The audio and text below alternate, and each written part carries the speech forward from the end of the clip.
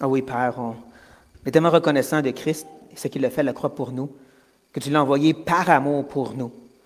Nous des ennemis, nous des rebelles, des brebis errantes, le bon berger est venu nous chercher. Il nous a lavés dans son sein, il nous a ramenés en ta présence. Et là, maintenant, on te contemple, même si limité, attendant ce grand jour qu'on va te voir tel que tu es vraiment. Oh, qu'on a hâte de rentrer dans ton intimité. On a hâte de te voir dans toute ta gloire et ta splendeur. Et merci que pour maintenant, en chantant tes louanges, en se réunissant ensemble, en écoutant ta parole prêchée, on voit une infinie petite parcelle de qui tu es. Et c'est ça qu'on veut ce matin. On veut que tu te montres à nous un peu plus. Que cette vision de notre Dieu reste dans nos cœurs pour cette semaine et toutes les tempêtes qui nous attendent, toutes les circonstances difficiles, les occupations qui vont nous distraire de te regarder. On veut donc s'arrêter et savoir que tu es Dieu ce matin. Et on prie ton aide parce qu'on sait qu'on ne peut pas dans nos efforts. Il faut l'œuvre de ton esprit en nous. Donc on est ici pour ça. Père, je te demande très simplement d'être le prédicateur dans toute cette humanité bien limitée que j'ai pour pouvoir amener ta parole. Ce que je veux, c'est que les gens entendent Dieu parler aujourd'hui, et être marqués par ce que tu dis, et que mes idées puissent disparaître. Tout ce qui reste, c'est Dieu. Parce que c'est ça que mes frères et sœurs ont besoin. Ils n'ont pas besoin d'un sermon bien intéressant, bien drôle, ou peu importe, ils ont besoin d'entendre Dieu parler à leur vie, à leurs circonstances, et les marquer au fer rouge de ta présence aujourd'hui. C'est ça qu'il nous faut aujourd'hui, maintenant, Seigneur. Et donc, sois avec moi pour amener ton message. Sois avec mes frères et sœurs pour recevoir et vivre ton message. On veut l'appliquer, Seigneur. On veut des auditeurs, on veut des auditeurs qui appliquent la vérité de qui tu es. Et donc, sois avec nous et guide-nous, on prie, au nom de Jésus-Christ. Amen. Quand je pense à c'est quoi un chrétien, il y a 3 mots qui me viennent en tête.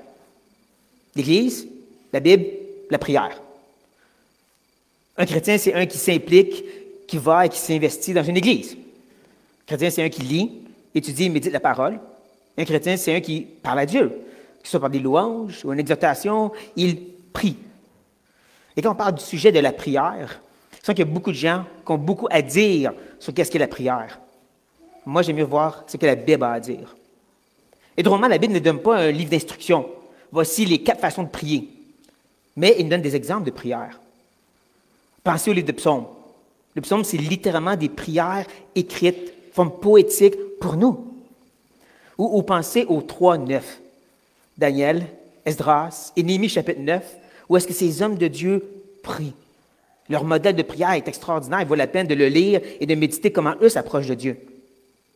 Mais encore plus pour nous, le peuple du Nouveau Testament, de la Nouvelle Alliance, on peut regarder les prières de Paul. Et souvent dans ses épîtres, il va prier, comme on va regarder ce matin, Éphésiens, le chapitre 3. Si vous vouliez tourner, Éphésiens, chapitre 3. Une prière que Paul, sous inspiration, a écrite. Et cette prière, c'est intéressant, elle se trouve en plein milieu, dans un sens, de son épître. Où est-ce que d'un côté, il y a l'instruction et de l'autre, l'application. D'un côté, les premiers chapitres, c'est « Voici votre identité en Christ ». Ensuite, vers la fin, c'est « Voici comment vivre votre identité en Christ ». Et en plein milieu, le pivot qui amène de un à l'autre, c'est cette prière, donc qui est importante. C'est cette prière qui va faire que l'instruction va devenir application. Et on va découvrir c'est quoi donc que Paul prie pour que cette instruction devienne application. On va le découvrir ensemble. On va commencer en lisant le passage, versets 14 jusqu'à 21, puis ensuite on va le décortiquer ensemble. Donc verset 14 nous dit, « À cause de cela, je fléchis les genoux devant le Père, duquel tire son nom toute famille dans les cieux et sur la terre, afin qu'il vous donne, selon la richesse de sa gloire, d'être puissamment fortifié par son esprit dans l'homme intérieur, en sorte que Christ habite dans vos cœurs par la foi, afin qu'étant enraciné et fondé dans l'amour, vous puissiez comprendre avec tous les saints quelle est la largeur, la longueur, la profondeur et la hauteur, et connaître l'amour de Christ, qui surpasse toute connaissance, en sorte que vous soyez remplis jusqu'à toute la plénitude de Dieu. Or, c'est lui qui peut faire, par la puissance qui agit en nous, infiniment au-delà de tout ce que nous demandons ou nous pensons. À lui soit la gloire dans l'Église et en Jésus-Christ, dans toutes les générations, au siècle des siècles. Amen.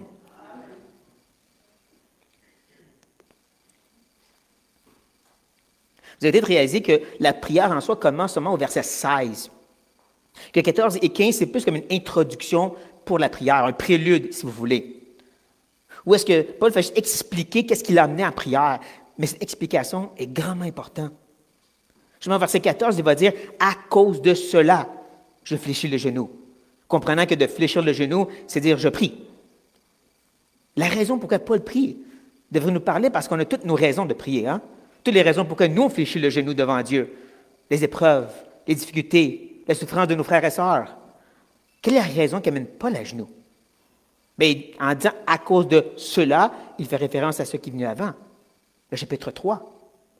Et dans le chapitre 3, on voit qu'il est émerveillé par ce mystère, caché dans l'Ancien, révélé dans le Nouveau par Paul, l'idée que nous, les païens, les gentils, on fait partie du peuple de rédemption de Dieu. Wow, quel mystère incroyable! À cause de cela, il fléchit le genou. Mais ce n'est pas juste ça, parce que si vous regardez rapidement au début du chapitre 3, il commence au verset 21 en disant « à cause de cela », montrant qu'il se préparait à prier, mais avant de prier, il a commencé encore à parler sur ce mystère qui est l'œuvre de Dieu. Mais qui nous montre que la raison de sa prière, ce n'est pas juste le chapitre 3, c'est le chapitre 1 et 2. À cause de tout ce que je viens de vous enseigner. Cette merveilleuse élection, Dieu nous a aimés avant la fondation du monde. Il nous a cachés en Christ à la louange de sa gloire. Nous, qui étions morts dans nos péchés, ce Dieu qui est bon nous a ramenés à la vie en Christ. On est sauvé par la grâce, par le moyen de la foi. Et ça ne vient pas de nous, c'est un don de Dieu. Qu'il a pris des deux peuples, les Juifs et les païens, puis il en a fait juste un. À cause de cela, Paul y prie maintenant.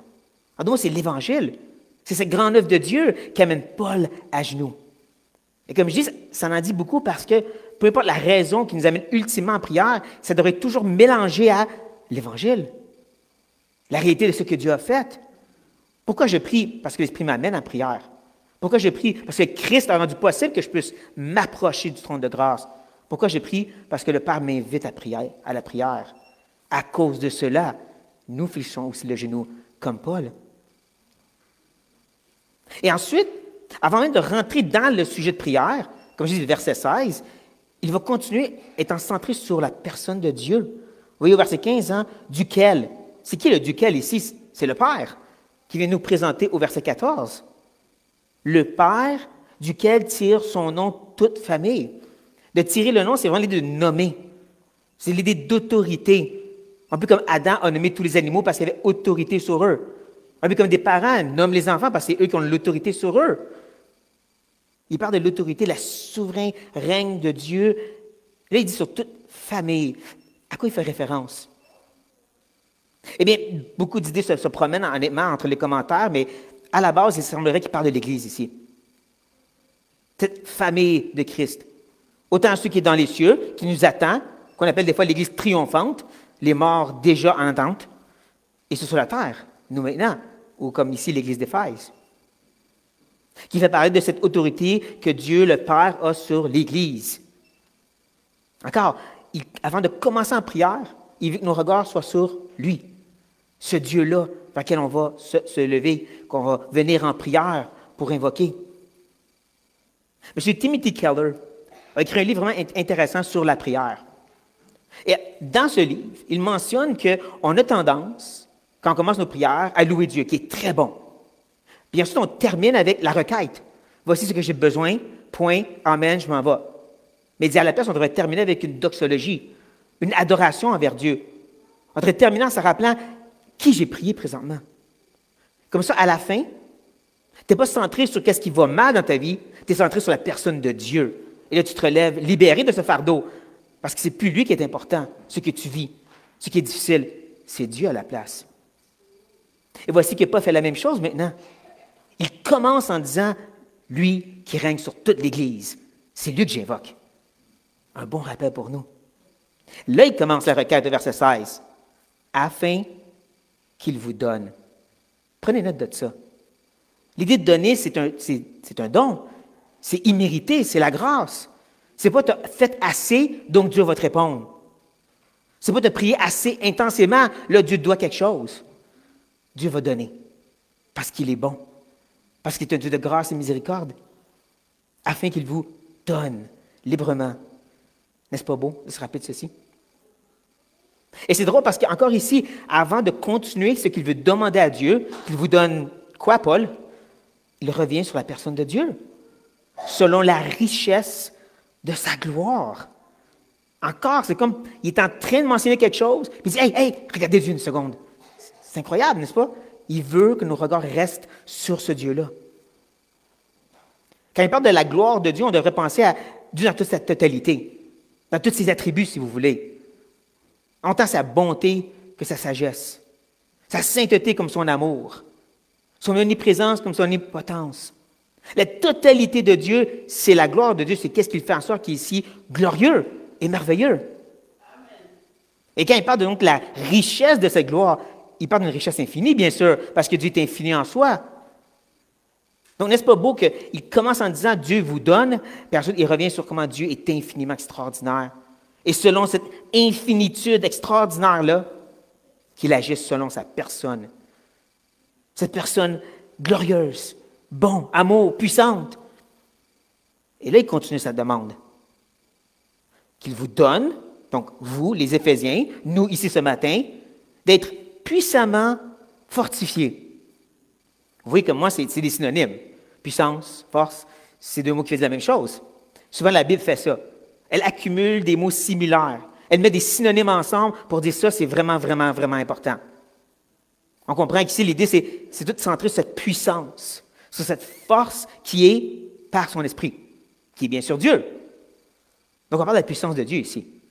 Cette puissance de Dieu très forte, donnée par l'esprit, et là, il dit dans l'homme intérieur, notre être spirituel, le nouvel homme, nouvelle femme qui est en nous, celui qui est né de nouveau, celui qui est en communion avec Dieu. Mais comprenez qu'il y a une virgule ici, ce n'est pas un point. Paul, il ne dit pas que vous soyez puissamment fortifiés par son esprit dans l'homme intérieur, et c'est tout ce qui est important. Non, il va expliquer une raison pour cela. Bien que vous allez voir, à travers la prière, il revient toujours sur l'expression « afin que » ou « en sorte que ». En d'autres mots, ça a un but. Et ça a un autre but, et un autre but, et ultimement, il va arriver au but concluant. C'est un peu comme les poupées russes. Tu sais, les poupées russes que tu enlèves, il y a une autre poupée, et une autre poupée, et une autre poupée. Ultimement, tu arrives à la celle la plus petite qui ne peut pas se défaire. C'est ça que Paul va faire ici. Donc, il commence avec cette idée d'être puissamment fortifié dans notre homme intérieur, la partie spirituelle qui est en nous, par l'Esprit de Dieu, et ça a un but. Là, il enlève la première petite poupée, il y en a un autre.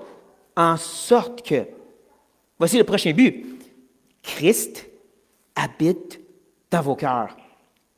Là, on comprend, dans vos cœurs, c'est une autre expression similaire que l'homme intérieur. C'est qu'est-ce qui est en nous. Il n'y a pas une distinction entre le cœur et l'esprit, c'est toi, ton homme intérieur, comme Paul dit dans 2 Corinthiens. Cet homme intérieur qui est renouvelé de gloire en gloire. C'est cet homme intérieur dans lequel Christ, Jésus, le Fils, le deuxième membre de la Trinité, déjà il y en a deux maintenant, l'Esprit et Christ, va habiter par de demeures permanentes. Pas pour rien que Paul dit dans Galates, c'est pour moi qui vis, c'est Christ qui vit en moi. Et donc, on va essayer de connecter la prière ensemble maintenant. Ce qu'il veut, c'est que par l'Esprit, nous, eux, soyons fortement puissants. Et pourquoi ça? Pourquoi cette force et cette puissance? C'est pour que Christ vienne s'installer en nous. En d'autres mots, l'Esprit vient installer un fondement, un trône, et là, Jésus peut venir s'asseoir dessus. Mais ne manquez pas qu'il ajoute et il termine en disant « par la foi ». Parce que souvent, on ne sent pas comme si Jésus règne dans nos cœurs. Hein? Il me semble que je ne laisse pas toute la place à Jésus comme je devrais, qui est certainement vrai. C'est pour ça qu'il dit « par la foi ». Je le crois. Je fais confiance. Christ est en moi. Comme il a dit dans Galates. C'est pour moi qui vis, c'est peut-être de temps en temps Jésus qui vit en moi. Non. C'est Christ, point, qui vit en moi. Par la foi, je le crois. Je ne le sens pas toujours. Je ne le vis pas toujours. Mais par la foi, je le crois. Christ demeure. Il est installé de la tête aux pieds en moi, dans mon âme intérieure. Et tout ça à cause de ce fondement, ce trône que l'Esprit a bâti pour lui. C'est pour ça que Jésus, dans le discours de la chambre haute, va mentionner que l'Esprit va venir habiter en vous et c'est comme ça que moi et le Père, on va habiter à vous. Et là, on voit qu'il n'est pas fini. Il y a un autre but, afin qu'il est temps. Donc, tu as déjà l'Esprit qui habite en toi et qui t'a rendu fort pour donner la capacité que Christ vient habiter en toi sur le trône. Et là, c'est pas ça le but encore. Ah ouais? Il y a plus encore.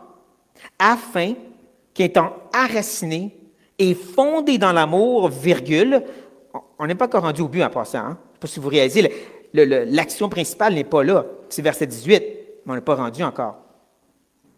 Il parle présentement d'être enraciné et fondé, un langage que Paul utilise aussi dans Colossiens. Donc, je vais vous demander de garder votre doigt ici et venez me rejoindre un instant dans Colossiens et le chapitre 1. Donc, Colossiens, chapitre 1.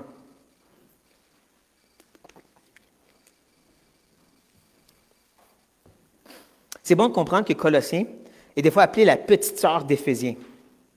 Parce que tout ce que Éphésiens enseigne, Colossiens enseigne une version plus condensée, plus simplifiée. Et donc, on va voir qu'il va revenir un peu sur la même idée qu'on vient juste de voir, mais amenée différemment. On va commencer dans sa Christologie, verset 15. Un passage extraordinaire, je suis sûr que vous connaissez, qu'on l'aime bien, on va le lire. Verset 15 nous dit, « Il, Jésus, est l'image du Dieu invisible, le premier-né de toute la création, car en lui ont été créées toutes les choses qui sont dans les cieux et sur la terre, les visibles et les invisibles, trône, dignité, domination, autorité, tout a été créé par lui et pour lui. Il est avant toute chose, et toute chose subsiste en lui. Il est la tête du corps de l'Église. Il est le commencement, le premier-né, d'entre les morts, afin d'être en tout le premier. Car Dieu a voulu que toute plénitude habitât en lui. Il a voulu, par lui, réconcilier tout avec lui-même, tant ce qui est sur la terre que ce qui est dans les cieux, en faisant la paix par lui, par le sang de sa croix. Et vous, qui étiez autrefois étrangers et ennemis par vos pensées et par vos mauvaises actions, il vous a maintenant réconciliés par sa mort dans le corps de sa chair, pour vous faire paraître devant lui, saint, irrépréhensible et sans reproche. Et là, voici le verset qu'on veut. Verset 23. « Si du moins vous demeurez fondés et inébranlables dans la foi, sans vous détourner de l'espérance de l'Évangile que vous avez entendu, qui a été prêché à toute créature sous le ciel, et dont moi, Paul, je t'ai fait ministre. » On voit déjà un peu du même langage qu'on vient juste de lire. L'idée d'être fondé ou enraciné aussi dans cette vérité qui est l'Évangile, dans ce témoignage de l'amour de Dieu pour nous. Justement, quand on revient dans notre texte, on revient dans Éphésiens, et on peut lire que c'est afin qu'étant enraciné et fondé, comme Paul mentionnait, dans l'amour. On comprend l'amour que Dieu a pour nous se témoigne dans l'Évangile, dans la croix. Le fait que celui qui est saint a offert son Fils pour nous sauver, c'est un témoignage extraordinaire d'amour. J'espère que c'est l'est pour vous. J'espère que ça vient vous chercher à chaque fois, vous pensez à la croix et cet amour que Dieu a pour nous. Et donc, d'être fondé et enraciné dans cet amour, ça revient dans cette idée que Christ habite en nous. Et qui est possible parce que l'Esprit nous rend pas capable de pouvoir avoir Christ en nous. Et comme je dis, tout ça nous amène maintenant à ce prochain but. On veut être enraciné. On veut être fondé dans l'amour. On veut avoir un bon fondement, la puissance de l'Esprit, Christ qui est en nous, et tout ça pour le verset 18. Vous puissiez, encore un mot de puissance, un mot de force, de capacité, comme on l'a vu, on le sait de l'Esprit maintenant. Puissiez comprendre, encore mieux ici, saisir, de capturer, de prendre avec force quelque chose. Et on n'est toujours pas rendu à qu'est-ce que c'est cette chose, parce qu'il va prendre une petite parenthèse. Paul fait beaucoup des parenthèses.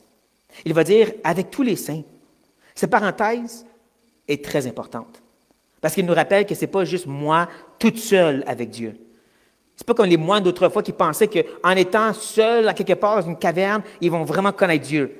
Non, avec tous les saints, en communauté, avec nos frères et sœurs. Justement, on va retourner à Colossiens un instant. Colossiens, le chapitre 2. Colossiens chapitre 2 et le verset 1. Paul va dire, « Je veux en effet que vous sachiez combien est grand le combat que je soutiens pour vous, pour ceux qui sont à Laodicée et pour tous ceux qui n'ont pas vu mon visage en la chair. » Ça m'inclut. Je n'ai jamais vu Paul de visage, je pense que vous non plus. Non? Bon, alors c'est nous. Et qu'est-ce qu'il veut pour nous? Verset 2. « Afin qu'il ait le cœur rempli de consolation, qu'il soit uni dans la charité et enrichi d'une pleine intelligence pour connaître le mystère de Dieu, savoir Christ, mystère dans lequel sont cachés tous les trésors de la sagesse et la science. » Voici ce qui est intéressant. Dans le texte original, dans le grec, on peut voir dans le verset 2 l'idée que c'est cette unité dans la charité, cette communauté ensemble qui rend possible d'être enrichi d'une pleine intelligence. En d'autres mots, c'est quand on est ensemble qu'on peut vraiment puiser les profondeurs de la sagesse de Christ. Parce que je connais le Seigneur, et vous connaissez le Seigneur, et vous connaissez le Seigneur, et ensemble, on le connaît encore mieux. Et c'est ça que Paul prie quand on vient dans le texte. Il nous rappelle justement que c'est ensemble qu'on va s'entraider pour pouvoir bien saisir. Quoi exactement, Paul? Ben, il va vous le dire. Il va nous dire au verset 18, quelle est la largeur, la longueur, la profondeur et la hauteur, 3 petits points. Ce n'est pas écrit dans votre texte, mais l'idée est là. Il y a en réalité une pause qui se fait entre les versets 18 et 19 dans le texte. Un peu comme dans les psaumes, il y a des fois des pauses, c'est même écrit. Et ça se passe ici. Même que vous pouvez voir au verset 19, il dit « et », c'est très important. Le « et » est là. « Et connaître l'amour de Christ ». L'amour de Christ, c'est une deuxième chose à connaître. Deuxième chose à saisir et capturer. OK, Paul, c'est quoi la première? C'est ça le problème. Verset 18 termine avec aucune réponse. Il dit longueur, largeur, profondeur, hauteur. De quoi? Il ne nous dit pas. Il nous laisse dans ce questionnement. Il va nous parler aussi de l'amour de Christ, mais c'est autre chose. Voici mon humble opinion. Il l'a déjà mentionné, c'est la personne de Dieu. Comme j'ai dit, la richesse de sa gloire, c'est la totalité de qui est Dieu. C'est drôle parce que dans le livre de l'Apocalypse, quand ça nous parle de cette nouvelle Jérusalem, qui est plus qu'une ville, c'est littéralement la présence de Dieu. Ça parle de longueur, largeur, profondeur et hauteur. Ça la décrit de la même façon que Paul décrit ici. C'est intéressant, ça. Je crois bien que Paul, qui était un peu empris par ce qu'il est en train de dire présentement, cette largeur, longueur, profondeur et hauteur, pour un instant, était capturé par la réalité de ce grand Dieu et il est obligé de ramener pour ensuite continuer le verset. Qui nous rappelle par ça à quel point que notre Dieu dépasse tout ce qui est explicable et définissable. Qu'il est supposé nous laisser bouche bée constamment et pas dire « oui, je sais c'est qui Dieu ». Non. Donc, tu ne connais pas Dieu si tu le sais. Il dépasse toute chose. Et c'est ça qui nous amène donc à dire, la prière que Paul fait est impossible. Pensez-y.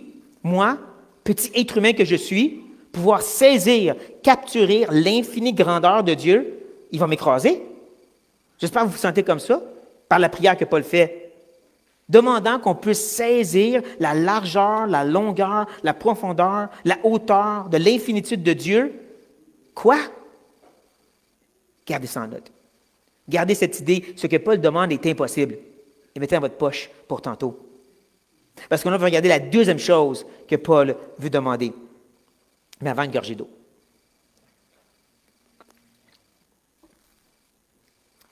Il dit justement, et connaître l'amour de Christ. Wow, quand tu penses à l'amour de Christ, il faut penser à celui qui n'a pas vu comme une proie arrachée d'être égal à Dieu, mais qui s'est dévêtu, qui est devenu homme comme nous. Plus que ça, il a littéralement pris notre péché sur lui-même, lui qui était sans péché, mourant à notre place. Celui qui a pris la pleine coupe de la colère de Dieu qu'on méritait sur lui-même par amour pour nous, mourant dans cet amour pour nous. Celui qui est maintenant en train d'intercéder en notre faveur parce qu'il nous aime. C'est même Jésus qui, pendant son ministère terrestre, prenait soin des gens, écoutait, aidait, guérissait les mêmes personnes qui vont plus tard dire « crucifie-le ». Puis il savait ça, puis il l'a fait quand même. Ça, c'est de l'amour. Ça, c'est l'amour pour les ennemis, comme il a dit lui-même. C'est le même amour qui va le pousser à la croix de dire, Père, pardonne-leur, ils ne savent ce qu'ils font. Ça, c'est l'amour de Christ. Et ça, c'est une petite parcelle seulement, bien sûr. Il faut bien noter que le mot « connaître » ici, pas plus que l'information et l'instruction, ça parle d'intimité. Comme quand ça dit que Adam connut Ève et elle enfanta. Il n'y a pas juste savait qu'elle existait, la femme. Vous comprenez? Pour qu'il y ait un enfant, il y a d'autres choses qui s'est passées. C'est ça l'idée ici. C'est cette connaissance qui est intime. C'est que je sais, j'expérimente l'amour de Christ. Non, ce n'est pas toujours une sensation, mais quand même, je le sais, je l'expérimente, il m'aime. C'est là qu'on a besoin de revenir à ce qu'il est dit dans la parole de son amour, qu'on a besoin de ressentir et qu'on ne le sent pas. Et c'est là que Paul va se contredire, parce qu'il va dire qui surpasse toute connaissance. Mais voyons donc, Paul, ça ne se peut pas. Comment je peux connaître quelque chose qui surpasse la connaissance? C'est qu'est-ce qu'on appelle une contradiction, un oxymoron, un qui ne va pas avec l'autre. C'est comme dire, je vais mélanger l'eau avec l'huile. Paul, ça ne se peut pas. Exactement. Encore, on prend note de cette idée, ce qu'il demande est impossible. Puis on prend note, on met dans notre poche. J'espère qu'il n'est pas trop plein votre poche, la mienne est correcte. Mais c'est supposé de nous appeler à dire, donc il faut demander ceci de plus en plus. De jamais croire que, oh non, je sais que Dieu m'aime. Je sais que Jésus m'aime, mais j'ai ça qui ne marche pas. Puis je doute ici. Non, donc tu ne le sais pas. Parce que l'amour de Christ, elle surpasse la connaissance. Elle envahit, elle dépasse, elle fait éclater tout dans ton cœur et tes pensées. Donc, s'il y a des circonstances qui te font douter de son amour, ce n'est pas encore connu pleinement. C'est ça la chose. Mais encore là, on n'a pas trouvé le but. Il reste un autre petit papyrus. Il reste une petite dernière. Il va dire « en sorte que ». Là, on arrive à la petite dernière. Là, celle-ci, il n'y a rien en dessous de cela. C'est ici qu'il va dire, c'est quoi le but d'avoir l'Esprit qui nous fortifie et Christ qui habite en nous? C'est quoi le but d'être fondé, enraciné pour saisir l'infinie grandeur de Dieu? C'est quoi le but de connaître un amour qui dépasse la connaissance? C'est quoi le but? Afin que vous soyez remplis jusqu'à toute la plénitude de Dieu. Là, c'est ici qu'on peut dire « Wow! » Merci. Mais on l'a vu dans Colossiens tantôt qu'on le disait, hein? Où est-ce que la plénitude de Dieu a habité? La seule fois que ça a marché, en Jésus-Christ. Lui qui est Dieu pouvait avoir la plénitude de Dieu en lui. Qu'est-ce qui arrive si je mets la plénitude de Dieu dans ma personne? J'éclate. C'est pas possible. Encore, c'est ça l'idée. On est supposé lire cette réalité-là et dire, Paul, ce que tu demandes ne marche pas. C'est pas possible. Exactement. C'est pour ça qu'en verset 20, quand il parle de ce Dieu qui peut faire au-delà de ce qu'on demande et pense, c'est pas faire des miracles et ainsi de suite, c'est de réaliser cette demande que Paul fait est impossible, mais Dieu peut le faire. Que ultimement, ce qu'on veut, c'est d'être tellement rempli de la personne de Dieu qu'il n'y a plus de place pour rien d'autre.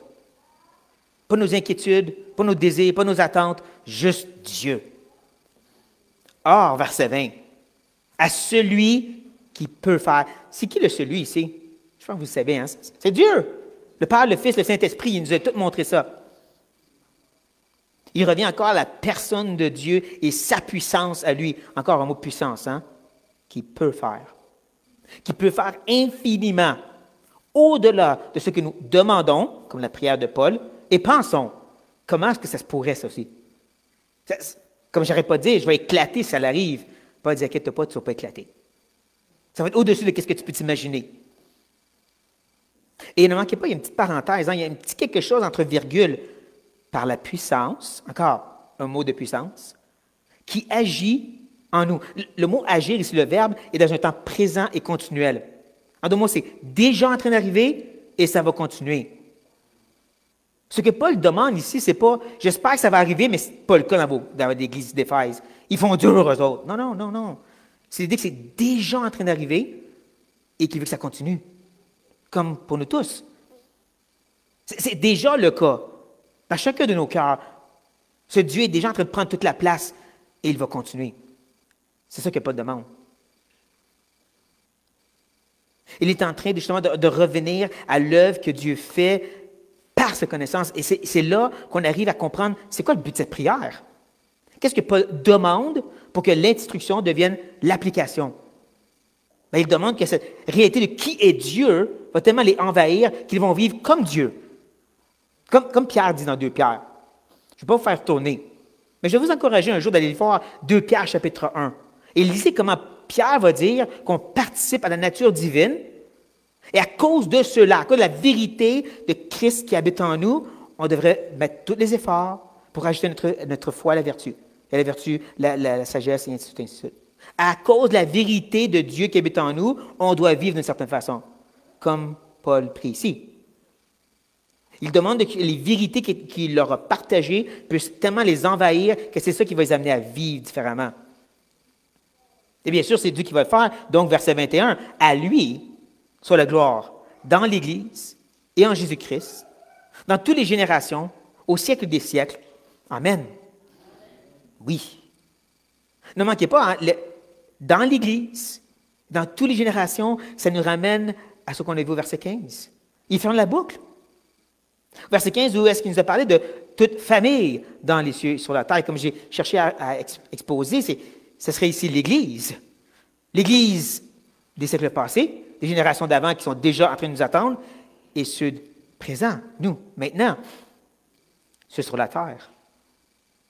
Donc, on voit premièrement que tout est centré sur la personne de Dieu. Il a commencé, il a terminé centré sur lui. Sur celui qui a tout créé et qui a la puissance de tout accomplir. Il nous rappelle par ceci à quel point que tout doit être axé, centré sur la personne du Père, du Fils et du Saint-Esprit. Que de lui et de toutes choses, de lui, par lui et pour lui. Qui est un excellent rappel pour nous, bien sûr. Parce que, comme j'ai mentionné, lorsqu'on vient en prière, peu importe la raison de cette prière, elle devrait avoir un petit mélange de la même raison que Paul vient en prière. Et c'est la personne même de Dieu, l'œuvre de l'Évangile. En la réalité que Christ a déchiré le voile qui a été déchiré à la croix pour nous donner accès au trône de grâce. Qu'il est maintenant le médiateur qui intercède en notre faveur jour et nuit. Celui vers qui on peut se tourner, qui a été éprouvé en toutes choses comme nous, sans succomber, donc il peut nous aider. Son esprit qui habite en nous, qui nous fait crier « Abba Père », qui nous amène à soupirer qu'on ne sait quoi prier. Et en plus, le Père lui-même. Encore dans le discours de la chambre haute, Jésus va rappeler à ses disciples « Je ne dis pas, je vais prier pour vous. » Pourquoi? Parce que le Père vous aime déjà.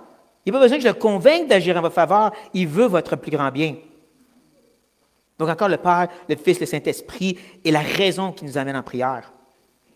Que deuxièmement, cette réalité, la personne de Dieu, doit être infusée dans toutes nos prières.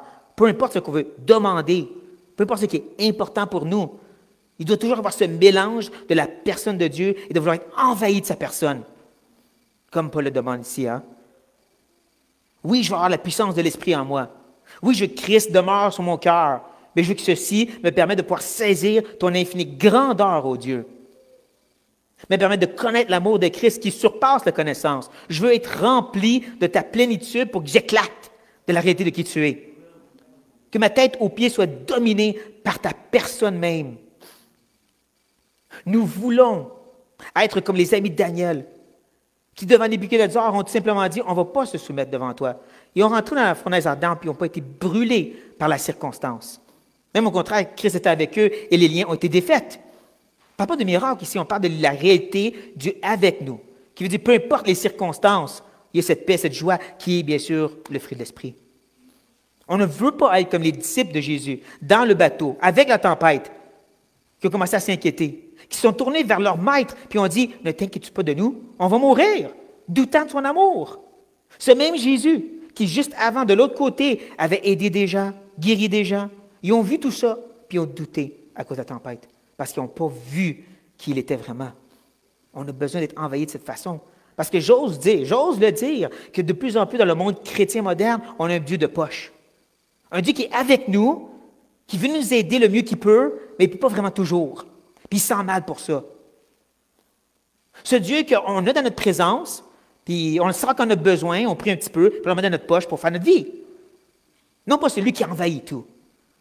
Celui qui est omniprésent, qui règne sur tout, qui accomplit sa volonté depuis la création, qui inclut la chute aussi. Dieu règne sur toutes choses. Ce même Dieu qui fait en sorte que toute chose concourt à notre plus grand bien. Et que ce plus grand bien, c'est à l'image de Christ. On veut être envahi de la réalité de qui est ce Dieu constamment. On veut que ce soit ça qui domine nos prières parce que c'est ça qu'on a besoin, peu importe vos requêtes personnelles. Et que, ultimement, on se rappelle, il est déjà à l'œuvre pour l'accomplir. C'est ça qui est beau. Dès que vous avez été sauvés, dès que vous êtes nés de nouveau, l'Esprit est déjà en train de bâtir un temple en vous. Christ est déjà assis sur le trône de votre cœur. Il est déjà en train de vous fortifier et vous rendre capable de pouvoir saisir l'infinie grandeur de Dieu. Toujours plus, toujours grandissant. Qui te rappelle non seulement que oui, il est à l'œuvre, mais c'est ça aussi l'œuvre qu'il veut faire. Hein, il veut justement prendre le contrôle et la dominance sur qui nous sommes par sa personne même. Oui, il veut nous aider dans les circonstances, mais les circonstances ne font que nous montrer davantage qui est Dieu. On veut comme Job, à la fin de tout, qui va dire « J'ai entendu parler de toi. Là, je t'ai vu. » Quand il dit ça, est-ce que c'est après que Dieu le guérit? Non. Il dit ça avant. Il dit ça après que Dieu s'est présenté à lui, chapitre après chapitre, par la création. Il dit, tu vois tout ce que j'ai fait? Et là, je peux dire, j'ai entendu parler de toi, mais là, je t'ai vu. Ou comme Moïse, le passage que notre frère a lu, qui a demandé de voir la gloire de Dieu. Vous comprenez? La gloire de Dieu, ce n'était pas son dos. La gloire de Dieu, c'est quand il est passé devant lui, puis il a dit, l'Éternel, l'Éternel, miséricordieux et compatissant. C'est quand il s'est présenté selon sa personne que l'on peut dire qu'il a vu la gloire de Dieu. C'est ça qu'on veut. Et c'est ce que Dieu fait déjà. Donc, il est bon de persévérer dans cette prière ici et que Dieu nous aide à le faire régulièrement. Prions. Premièrement, Dieu, on veut te remercier pour ta bonne parole. Parce que par elle, on sait qui tu es. On sait ce qui est important et on se perdrait sinon.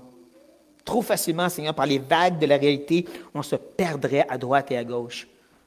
Chaque petite vague d'eau qui rentre dans notre bateau nous ferait troubler. Mais Père, on veut revenir à qui tu es. Celui qui a fondé toutes choses, celui qui règne sur tout.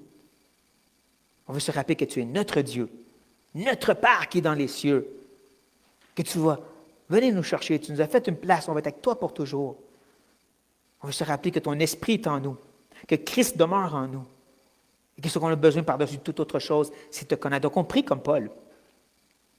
On prie que l'Esprit nous fortifie davantage pour que Christ demeure en nous.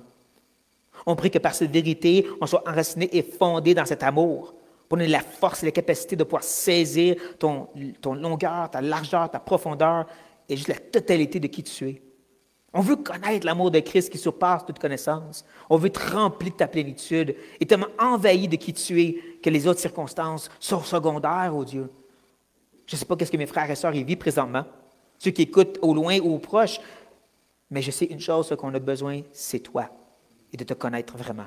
C'est ça notre prière ici ce matin. On prie au nom de Jésus. Amen.